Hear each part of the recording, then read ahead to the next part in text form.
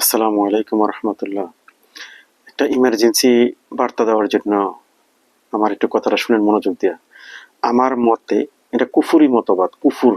যেমন আমাদের অনেকেই বলে আপন থেকে পর ভালো, পর থেকে জঙ্গল ভালো। পুরা কথাটাই মিথ্যা। ইসলাম কি এটা বলে আপন থেকে পর ভালো, পর থেকে জঙ্গল ভালো? এটা ইসলামের পুরা উল্টা কথা না। ইসলাম বলে তার আত্মীয়তার বন্ধন, সঠিক আত্মীয়তা বন্ধন রাখলে জান্নাতে যেতে পারবে। আত্মীয়তা বন্ধন করতে হলে জান্নাতে যেতে পারবে না।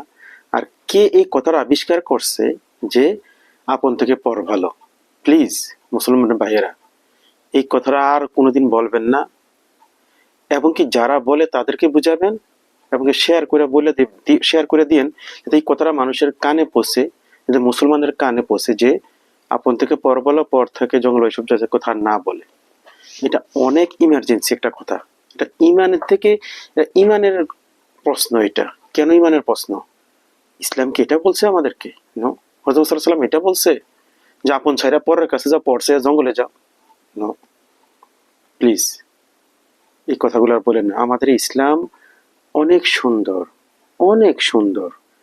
জন্ম থেকে মৃত্যু পর্যন্ত কমপ্লিট লাইফ।